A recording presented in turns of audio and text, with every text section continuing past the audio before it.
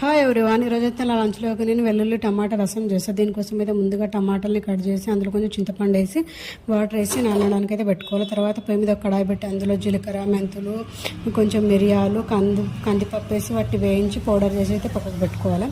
తర్వాత పొయ్యి మీద కుండ పెట్టేసి అందులో కొంచెం కోకోనట్ ఆయిల్ వేసేసి అది కాగిన తర్వాత అందులో ఆవాలు, జీలకర్ర వేసి ముందుగానే వెల్లుల్లిని అయితే దంచి పక్కకు పెట్టుకోవాలి.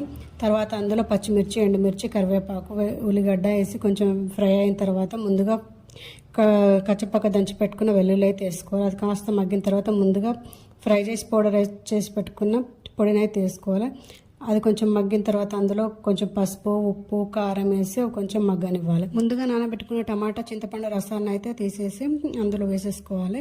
వేసిన తర్వాత ఒక 2 నిమిషాలు మరగనిస్తే సరిపోతుంది. అంతే, ఎక్కువ మరగాల్సిన పని ఉండదు. అంతే అండి, ఎంతో టేస్టీగా ఉండే వెల్లుల్లి టమాటా రసం అయితే రెడీ అయిపోతుంది. వీడియో నచ్చితే like and subscribe. Thank you for watching.